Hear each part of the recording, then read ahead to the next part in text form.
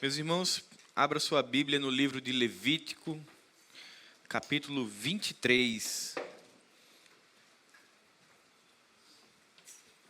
Levítico, capítulo 23.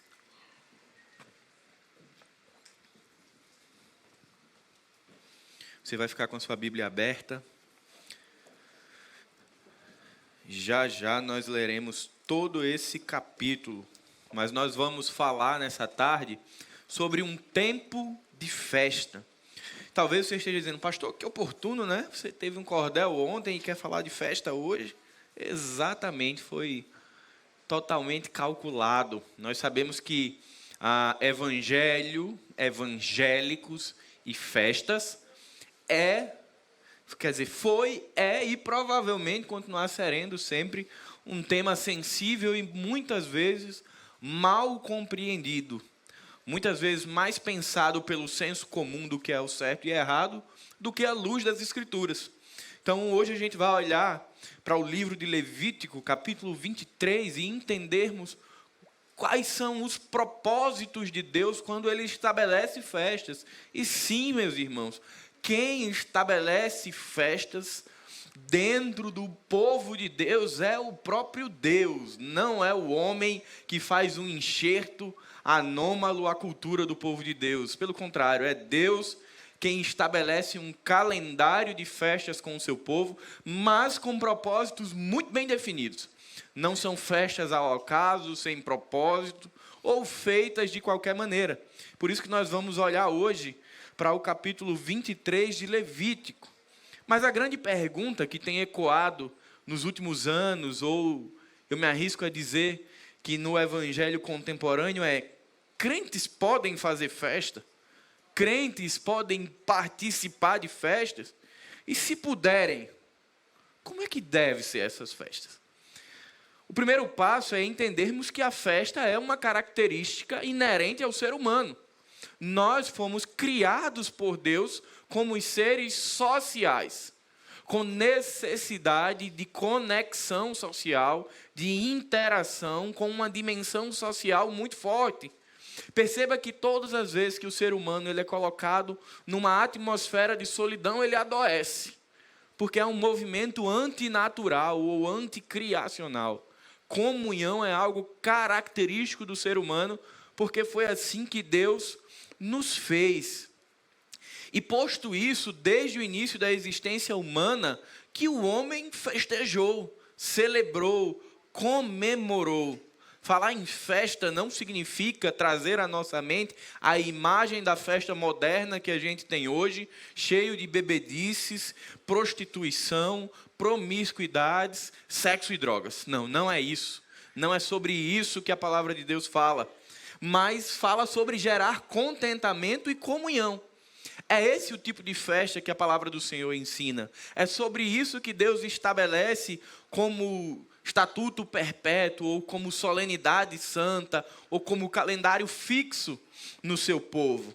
Eram momentos fixos ao longo do ano para que as pessoas se relacionassem, gerassem comunhão, tivessem interação e que formassem e fortalecessem novos vínculos.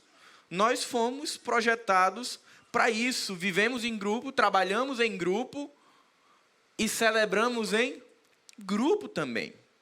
Para os cristãos, o desejo dessa interação tem uma dimensão maior. A gente adiciona aqui a dimensão espiritual da comunhão. Quando a gente olha lá no Novo Testamento, a ideia de comunhão, traduzida pela palavra grega koinonia, a maioria de nós já ouvimos falar sobre ela, significa parceria, participação, interação social, comunicação, era estar junto. As festas ou as celebrações, para a gente suavizar o tema, as celebrações da igreja contemporânea, elas precisam ter o mesmo propósito das festas que foram estabelecidas por Deus lá em Levítico capítulo 23. Elas podem não ter a mesma conexão cultural, porque a gente vai entender isso. Porque lá em Levítico 23, o calendário de festas era um calendário agrícola. E nós não vivemos hoje, pelo menos não nós de uma igreja urbana, com um calendário agrícola. Então, as conexões culturais mudam, mas o propósito ele vai continuar sendo o mesmo, que é sobre Deus. E sabe o que é mais interessante? O mês de junho e julho ele é muito polêmico, porque muitos pastores aí das redes sociais, eles vêm trazer mensagens para falar ou para descaracterizar completamente, principalmente a região do Nordeste, por fazer festa da colheita, cordel, arraial ou qualquer outro nome. E eles usam aí alguns recortes bíblicos para fazerem isso. Mas eu queria fazer uma ressalva. Talvez você pense, não, pastor, mas eu realmente não concordo. É o mundo entrando na igreja. É a gente pegando a igreja do Senhor Santa e conectando com a cultura pagã. Deixa eu lhe dizer uma coisa que vai lhe pegar de surpresa. Deus fez ao contrário. Levítico capítulo 23, quando Deus estabelece um calendário, Deus escolhe a dedo as épocas que as festas iriam acontecer. As 7 festas que nós iremos ler agora, elas têm uma conexão direta para transformar um calendário pagão em um calendário teocêntrico. As festas já existiam, com um sentido e com um propósito diferente, e sempre marcando um fim de uma colheita e início da próxima, e o povo pagão fazia uma festa para celebrar as divindades pagãs. O que é que Deus faz? Vou usar o que o povo já conhece e vou transformar isso para a minha glória. Ele pega a festa que já existia, o calendário que já existia, e dá um sentido agora vinculado a ele. E aí eu queria que você abrisse sua Bíblia e lesse comigo Levítico 23, do verso 1 até o último, para que nós possamos observar o que é que o Senhor fala a respeito das festas. Verso 1 diz: Depois disso, o Senhor falou a Moisés: Fala aos israelitas, estas são as festas fixas do Senhor, que proclamareis como assembleias santas. 6 dias se trabalhará, mas o 7º dia, o sábado do descanso solene, uma assembleia santa, não fareis nenhum trabalho. É sábado do Senhor em todas as vossas habitações. São estas as festas fixas do Senhor, assembleias santas, que proclamareis no seu tempo determinado. No dia 14 do 1º mês, ao entardecer, é a Páscoa do Senhor. E no dia 15 desse mês é a festa dos pães sem fermento do Senhor. 7 dias comereis pães sem fermento. No 1º dia da festa tereis uma assembleia santa. Não comereis trabalho algum. Apresentareis ofertas queimadas ao Senhor por 7 dias. E no 7º dia haverá assembleia santa. Não fareis trabalho algum. O Senhor disse a Moisés: Fala aos israelitas: Quando tiverdes entrado na terra que vos dou, e fizerdes a colheita, levareis ao sacerdote um feixe dos primeiros frutos da vossa colheita. E ele moverá o feixe diante do Senhor para que sejais aceitos. O sacerdote moverá o feixe no dia seguinte ao sábado.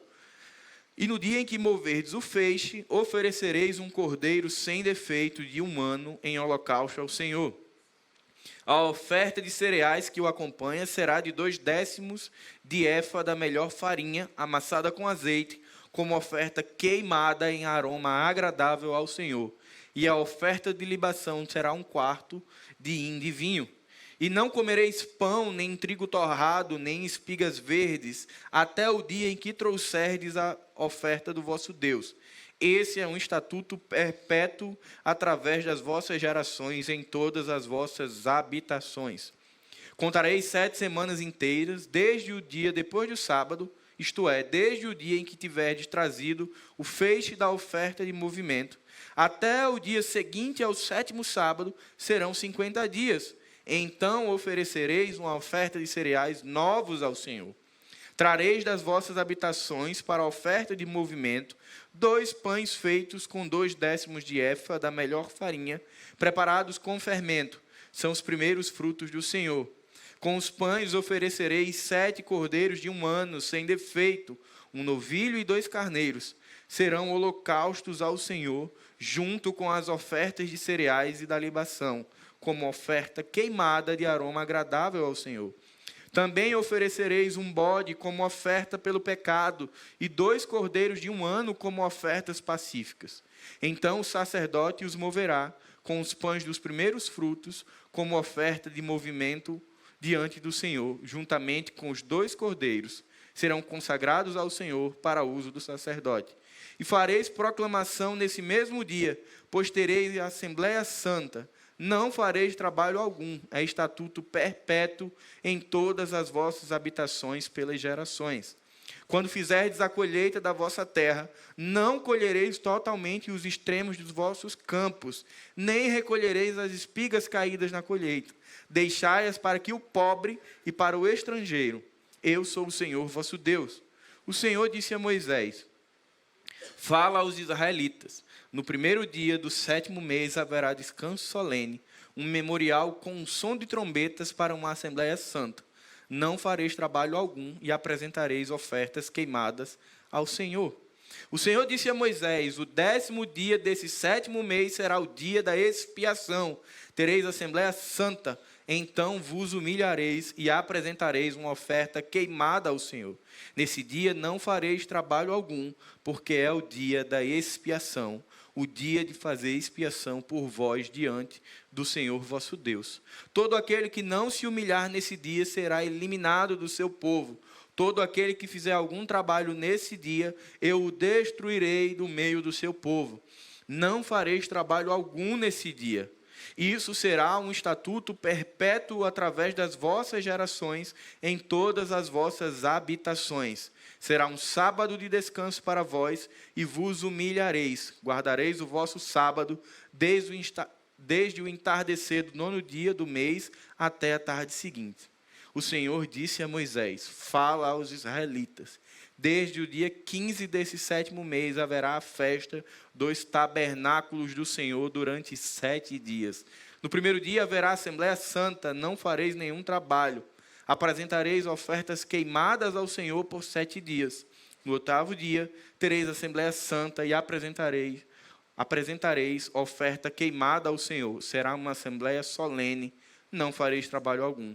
Essas são as festas fixas do Senhor, que proclamareis como Assembleias Santas para apresentar ao Senhor oferta queimada, holocausto e oferta de cereais, sacrifícios e ofertas de libação, cada qual em seu dia próprio, além dos sábados do Senhor e das vossas dádivas, de todos os vossos votos, e além de todas as ofertas voluntárias que apresentardes ao Senhor. Desde o dia 15 do 7º mês, quando tiverdes colhido os frutos da terra, celebrareis a festa do Senhor durante 7 dias. No 1º e no 8º dia haverá descanso solene. No 1º dia pegareis frutos de árvores ornamentais, folhas de palmeiras, ramos de árvores frondosas e salgueiros dos ribeiros, e vos alegrareis diante do vosso Deus durante 7 dias. Tereis de celebrá-lo todo ano como festa do Senhor no 7º mês, durante 7 dias. Este é um estatuto perpétuo através das vossas gerações. Durante 7 dias habitareis em tendas feitas de ramos. Todos os naturais de Israel habitarão em tendas de ramos. Para que as vossas gerações saibam que eu fiz os israelitas habitarem em tendas feitas de ramo, quando os tirei da terra do Egito. Eu sou o Senhor vosso Deus. Assim Moisés declarou aos israelitas as festas fixas do Senhor. Pai bendito, muito obrigado, Senhor, pela Tua santa palavra e por termos o privilégio e a oportunidade de sermos ensinados, Pai, a partir da Tua palavra. É isso que nós te agradecemos, em nome de Jesus. Amém. Quando a gente olha para Levítico, capítulo 23, a pergunta muda. Não é mais se podemos festejar, mas que tipo de festas nós podemos participar. Talvez a primeira pergunta que a gente deva responder ao nosso coração a respeito desse tema é: por que estamos fazendo uma festa, uma celebração, ou querendo ir a uma celebração? Qual é a motivação, o objetivo desse encontro? O que é que nós estamos festejando? Ao olhar Levítico capítulo 23, você vai perceber uma coisa muito clara. São 7 grandes festas que Deus estabelece como convocação solene. Entenda a convocação solene como calendário fixo. Deus estabelece aqui 7 celebrações, 7 festas, mas vai ter algo comum às 7. Algo que costura todo esse calendário festivo, chamado Deus. os 7 encontros que aconteciam no calendário judaico, onde o povo parava para festejar, tinham relações com Deus. Com relação com Deus que libertou do Egito, relação com Deus que proveu cabanas ou alojamentos para que eles se abrigassem, celebrações porque Deus proveu sustento, recurso, alimento para esse povo, mas o tempo inteiro eles estavam parando para celebrar a presença e a manifestação de Deus. Gente, e o mais interessante é que não era festa de um dia, não. Eu cheguei, inclusive, à conclusão que a gente está fazendo pouca festa no ano e pouco tempo. Tinha que ser 7 dias, brincadeira, né? Marcos, Lázaro, e o pessoal me mata se escutar uma conversa dessa. Mas vejam que eram festas longas. Existia aqui a lei cerimonialista por trás, nos capítulos anteriores. O povo vinha de um processo de oferecer ofertas a Deus por expiação ou propiciação do pecado. E feito isso, eles entravam num período de festejo. 77 dias do ano, o povo de Israel estava festejando. Isso era o calendário fixo. Se eles gostassem de festa, eles deviam festejar mais ainda. 77 era só para começar a brincadeira do calendário judaico, para ver como eles tinham muita festa, muita celebração. E aí o livro de Levítico ele é muito importante para a compreensão desse assunto.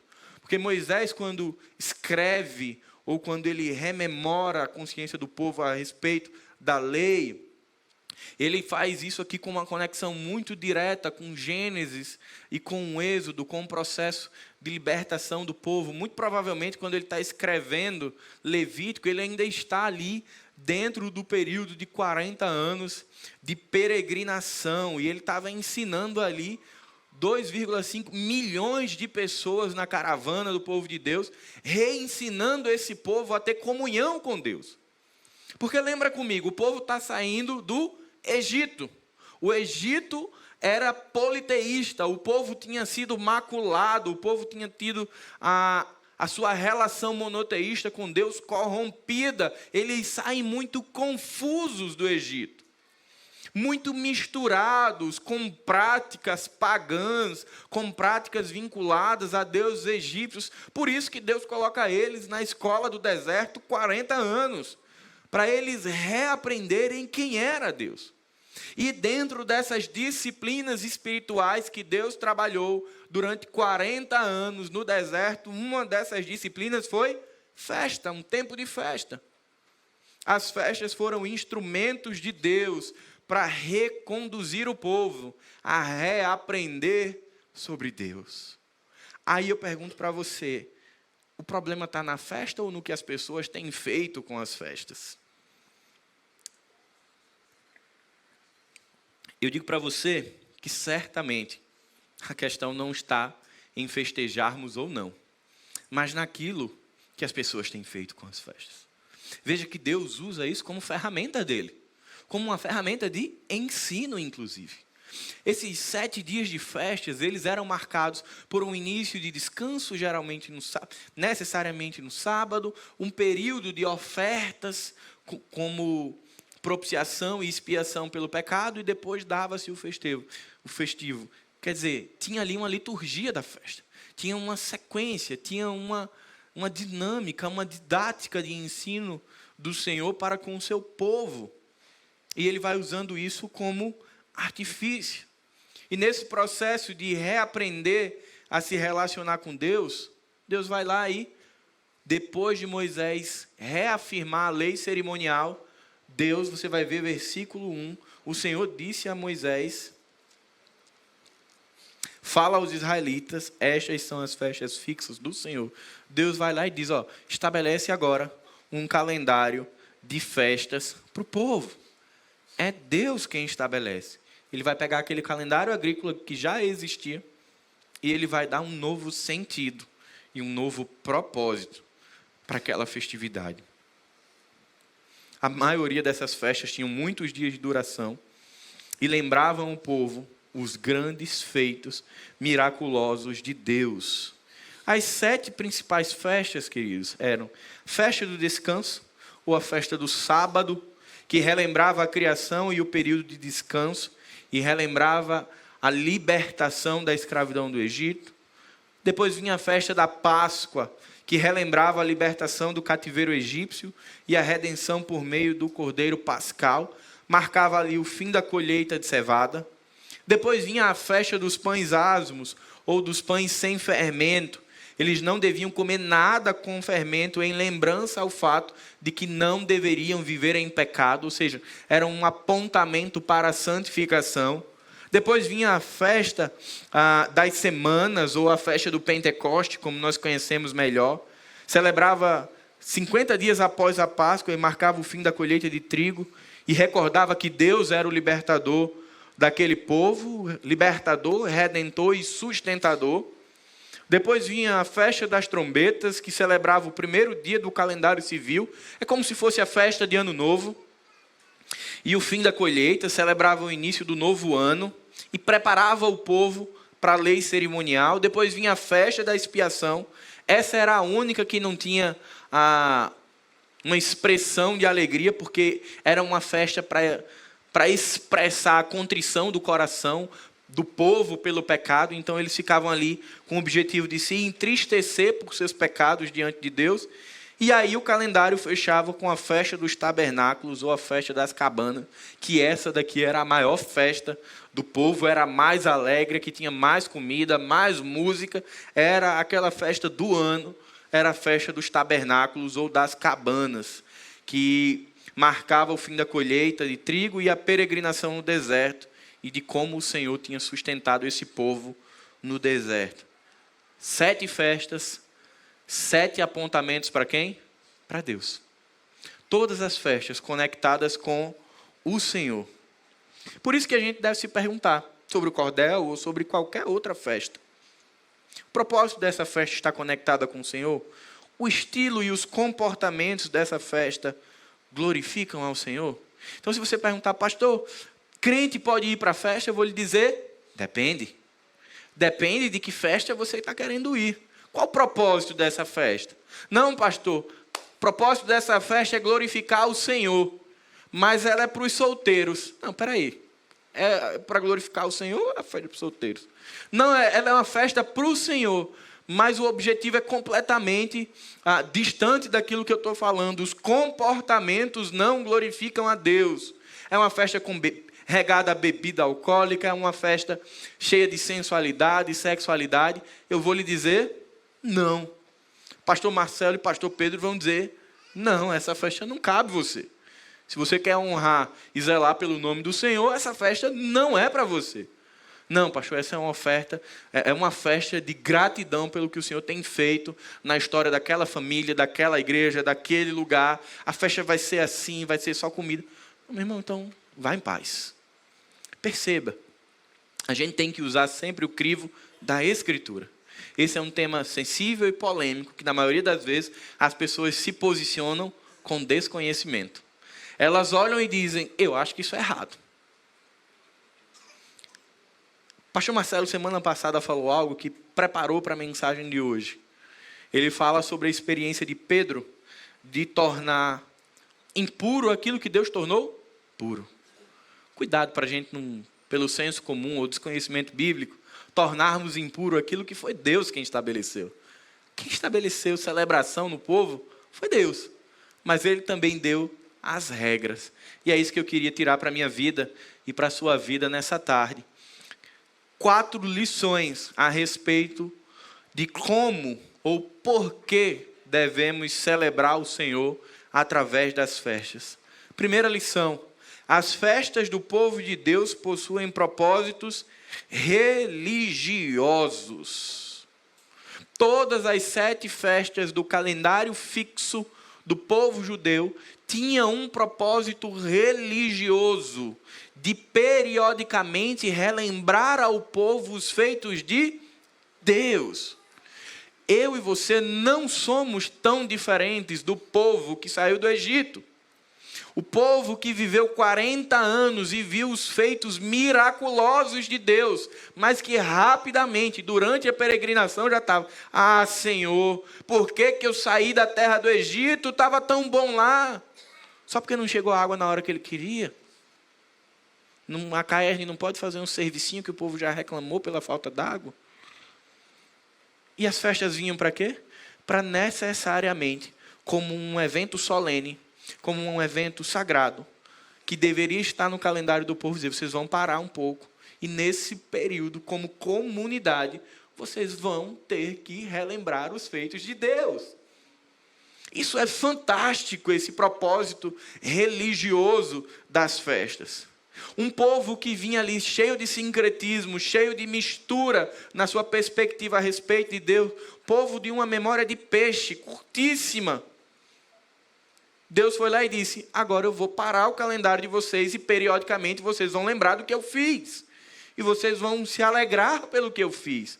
Olha que sabedoria extraordinária de Deus e que misericórdia e graça derramada sobre o povo.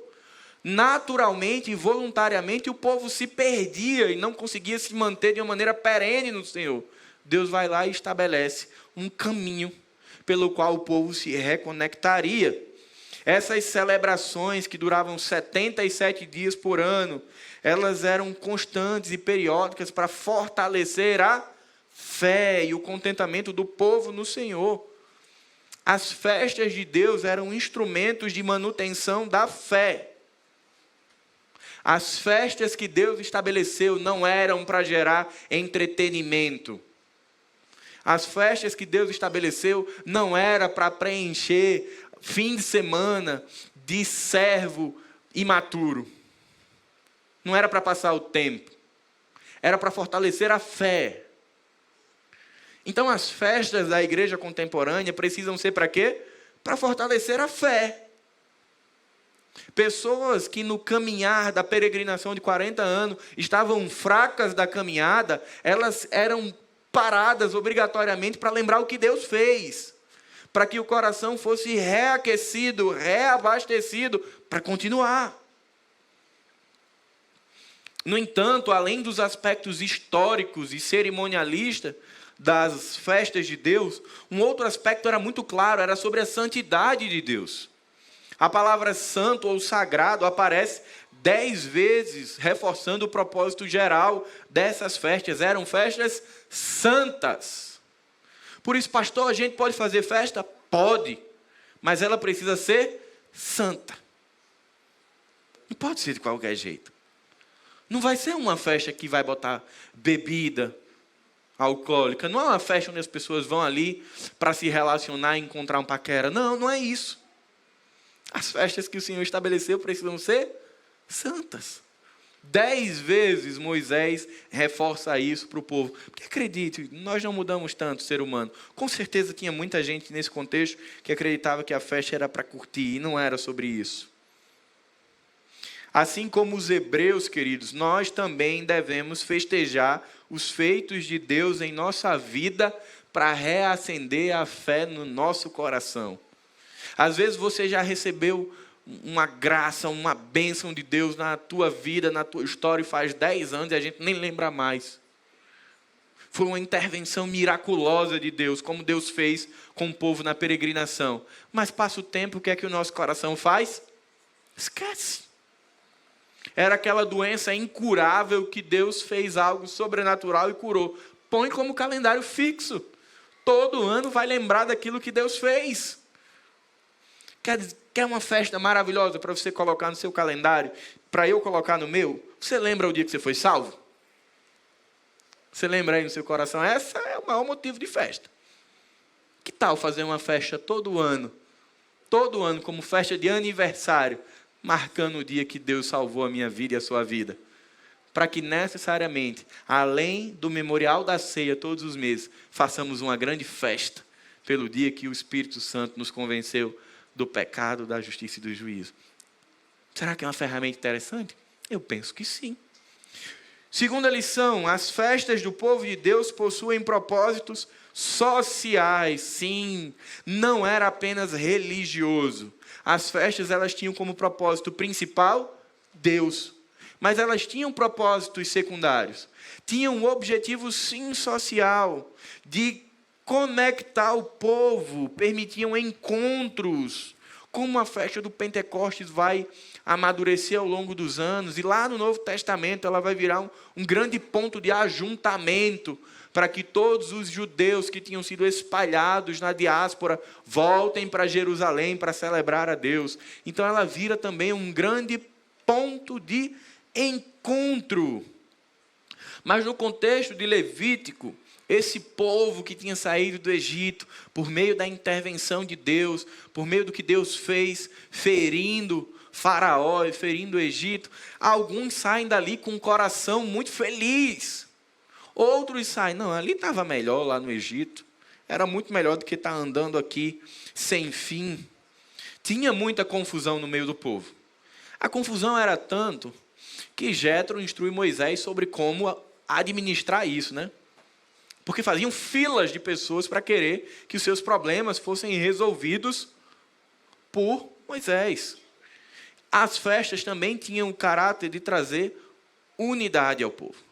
Então, no meio de tanta diferença entre 2,5 milhões de pessoas peregrinando pelo deserto, eles iriam, em datas específicas do ano, parar para falar. A atmosfera daquele povo era uma atmosfera única no período das festas, porque tinha um propósito muito claro, muito estabelecido, com uma lei cerimonial compondo o período de festas. Então, todo mundo parava de fazer o que estava fazendo para fazer o quê? Festa ao Senhor. Então perceba, ainda que houvesse uma série de diferenças e de inquietações no coração do povo, quando chegava o período de festa, eles precisavam parar para falarem a mesma língua. Quando chegava a festa da expiação, todo mundo precisava ali oferecer seus sacrifícios a Deus. Na festa das semanas ou Pentecostes, o mesmo. Então perceba que ainda que de uma forma embrionária, Deus estabelece ali um caminho de unidade entre o povo. Talvez se eu trouxer para a nossa realidade hoje, você vai entender um pouco melhor. O que é que significa a festa de Natal hoje?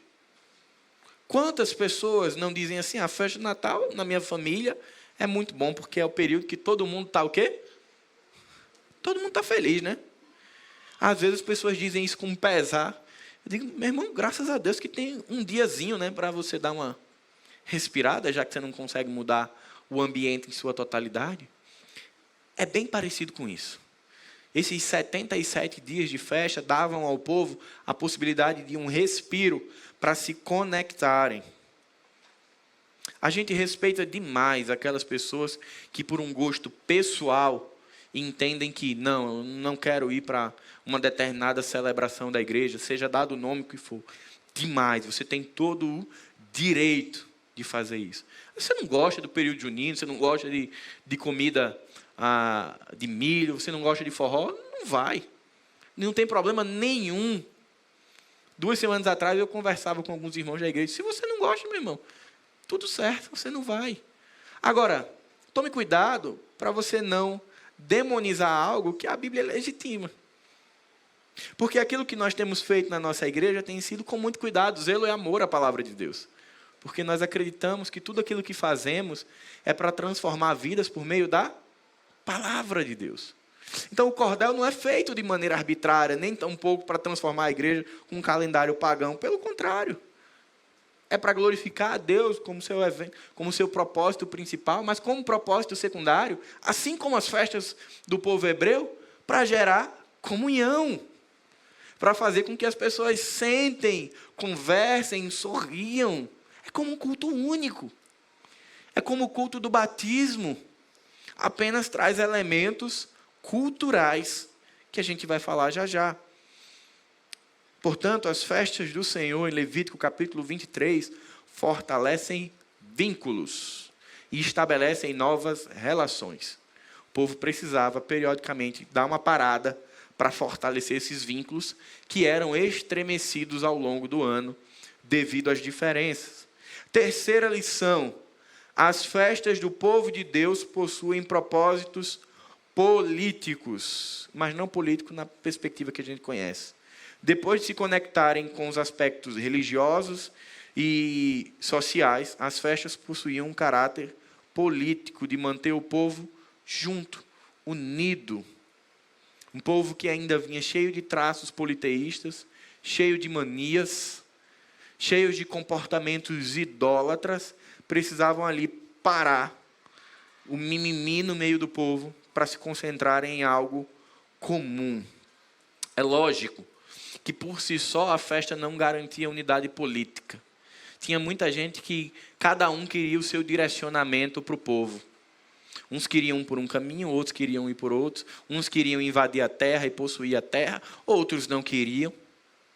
As festas também eram momentos para possibilitar unidade política ou unidade de propósito.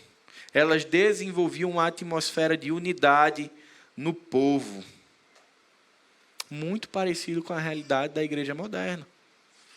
Vamos para cá, vamos para lá, pinta a parede de preto, não pinta a parede de preto. O que é que a gente faz? Eu duvido, eu me atrevo a duvidar que ontem ninguém parou no cordel para dizer assim: meu irmão, você já viu que mudou a logo da igreja? 2 anos atrás, não sobrou tempo para isso. Ou você estava conversando, ou você estava enchendo o bucho. Ou como eu, primeiro abasteci e depois conversei. Você estava ocupado, porque é uma atmosfera que traz um outro propósito e um outro sentido. É isso que Deus faz no calendário do povo. Pega aqueles elementos pagãos, pega aqueles elementos agrícolas e transforma em algo com sentido e com propósito muito claro. Deus faz das festas uma estratégia para promover união entre as pessoas. Todo mundo contribuía para que aquilo acontecia. Por que a gente não pode fazer a mesma coisa? Sabe qual é a diferença, às vezes, das festas de Levítico 23 para as festas do calendário contemporâneo? Que é o que muitos dos pastores de internet têm feito, dizendo que é um erro hermenêutico a interpretação do Levítico 23 e não tem erro hermenêutico nenhum em interpretar dessa forma. É porque, às vezes, a gente não consegue ser tão discricionário com as festas como Deus foi. Deus estabeleceu a festa e já deu. Qual é o ritual, qual é o objetivo e quando vai acontecer. Está aqui, é estatuto perpétuo, festa santa, põe no calendário, é solene, deve ser cumprido. Então Deus já tinha tudo planejado. A diferença é que às vezes a gente faz isso, rapaz, vamos fazer uma coisa esse ano. E aí faz, e aí a gente acaba não tendo todo o cuidado que deveria ter. Mas se nós dermos um passinho para trás, no que diz respeito ao planejamento, a gente pode construir um calendário que não vai ser, nem precisa ser como o calendário de 23, porque a gente não está nesse contexto, mas que pode ter o mesmo objetivo. Quais são os nossos marcadores do ano? A gente tem Páscoa, a gente tem Natal, o que mais que a gente tem aniversário da igreja. Todas essas são festas do calendário fixo da Igreja Batista Zona Sul. Está aqui o nosso calendário fixo, assim diz o Senhor, a Igreja Batista Zona Sul. Já tem 3. Aí a gente vai se perguntar, qual o propósito disso? A gente vai estabelecer o propósito. Como isso vai ser feito? Perceba que ao longo do Levítico 23, Deus diz como cada uma dessas festas tem que ser feita. Na festa dos ramos, o sacerdote deveria o quê? Balançar os ramos. Então perceba, a questão não é a celebração em si, é como as pessoas fazem isso. Nós podemos sim transformar as festas do Senhor em impulsos de restauração para as relações comunitárias quebradas. A gente pode fazer isso. E por fim, as festas do povo de Deus possuem aspectos culturais. Eita, Jesus, abençoa agora. Pedir que o Senhor vá traduzindo as minhas palavras para que não haja confusão. As festas têm sim aspectos culturais.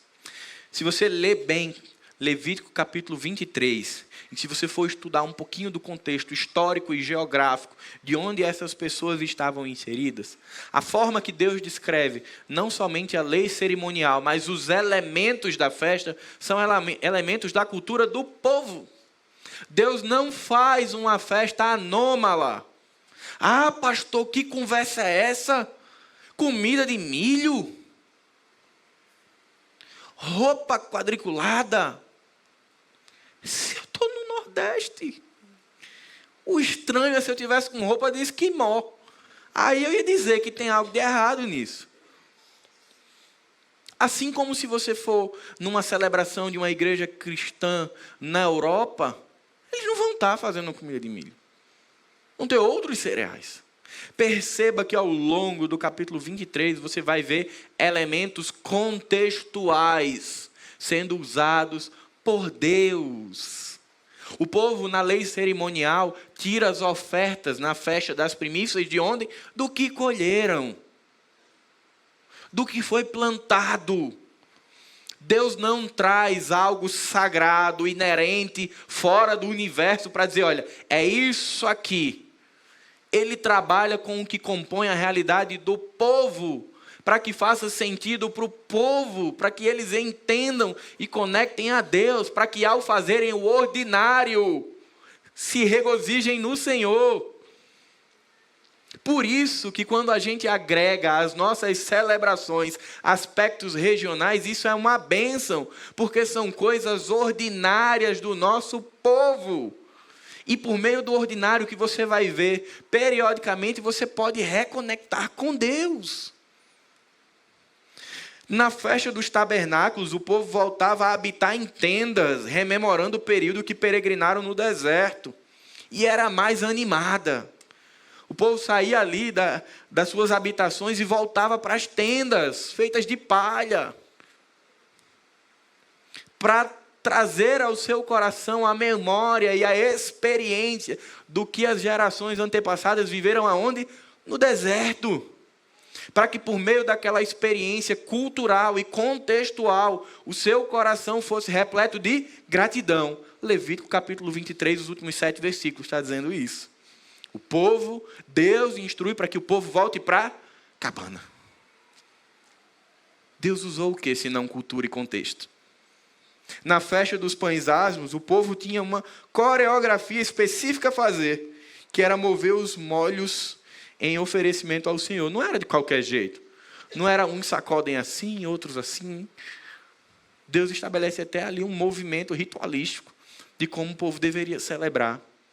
Na festa das trombetas, a trombeta era tocada por mais tempo, mais alto, para expressar a gratidão a Deus. Você percebe que Deus usa o contexto? Só que Deus usa o contexto e a cultura de maneira santa. Essa é a grande questão que nós precisamos sair dessa tarde muito claro no nosso coração. Não é se podemos, mas como devemos. E aí eu tenho um coração e eu me sinto muito confortável em falar isso para a igreja. De dizer que meu coração é muito tranquilo sobre o cordel. Porque eu vejo pessoas, discípulos de Jesus, com um coração de servo, cheio de amor, oferecendo recursos, tempo e serviço para glorificar a quem? A Deus. Para que pessoas possam ali, num curto período de 4 horas de celebração, ver que o povo de Deus é feliz, com zelo, com respeito, com temor ao Senhor. Sem nada que desabone, e quando tem a gente corrige. Que é por isso que você recebeu, quem é membro da igreja, recebeu um vídeo carinhoso do pastor Marcelo dizendo, esse ano nós recomendamos fortemente que não haja tal comportamento. Por quê? Porque fugiu ao propósito. E no momento que fugiu, a gente corrigiu. Acabou. Entende o cuidado, o zelo? Entende que isso é um elemento que a gente pode usar na nossa vida para marcar o nosso calendário, o nosso tempo para dizer, Senhor, muito obrigado. Acredito que nessa tarde a gente pode olhar aqui para o calendário fixo do povo judeu e aprender muita coisa com eles. Eu mesmo me perguntei muito, meu Deus, ao longo do ano, tirando os festejos da igreja, o que é que eu celebro? Foi desapontado, porque eu vi que eu celebro pouquíssimo. Talvez a gente precise sair daqui nessa tarde, encorajados por esse calendário, a festejar mais, a celebrar mais.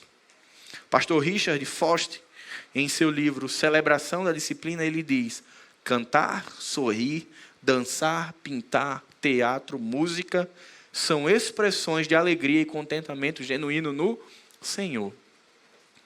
E o pastor Harvey Cox, dentro desse mesmo livro, vai dizer, o homem moderno tem sido pressionado tão fortemente para o trabalho útil e o cálculo racional, que se esqueceu completamente da alegria que decorre do Senhor. E aí às vezes a gente fica frio, seco, gelado, porque pensa e acredita que uma ortodoxia morta, um culto frio, é o que agrada ao Senhor. Meu irmão, quando você olha para a Bíblia, você vai perceber que todas as vezes que o povo olhava para os feitos de Deus, existia efusão de alegria. O povo ficava ali, celebrando demais. Cruzava o mar, canta. Chegou a Arca da Aliança, dança. E você vai ver no Antigo Testamento tantos marcadores de celebração, que se a gente olhar com carinho para eles, e com a hermenêutica bíblica certa, a gente vai ser muito mais estimulado a ter mais festas no nosso calendário da igreja, festas santas, do que a questionar qualquer uma das que nós já temos. A minha oração é essa, que você olhe com carinho, a partir da palavra de Deus, para aquilo que é comum, que é o crente se alegrar, celebrar e festejar mesmo. Mas faça isso debaixo do crivo da palavra de Deus, com os propósitos certos e da maneira certa. Se você tiver esse cuidado, tiver o propósito certo e a forma certa, Deus vai se alegrar com a sua festa, com a nossa festa. Pai bendito, muito obrigado, Senhor, porque o Senhor é um Deus de alegria. É um Deus que depois das adversidades produz contentamento no nosso coração. É o mesmo Deus que faz com que Paulo escreva a carta da alegria estando preso. É o mesmo Deus que fez com que o rei Davi dançasse, pulasse, ao ver a Arca da Aliança chegando. É o mesmo Deus que produz alegria e contentamento no meu coração e no coração dos meus irmãos. Pai, dissipa dos nossos corações qualquer mal entendido que porventura exista, ou qualquer infiltração do maligno que quer tornar impuro aquilo que o Senhor já purificou. E continua nos dando, Pai, zelo, discernimento, para sermos alegres, festivos, mas sempre honrando e glorificando o Teu nome. Em nome de Jesus. Amém.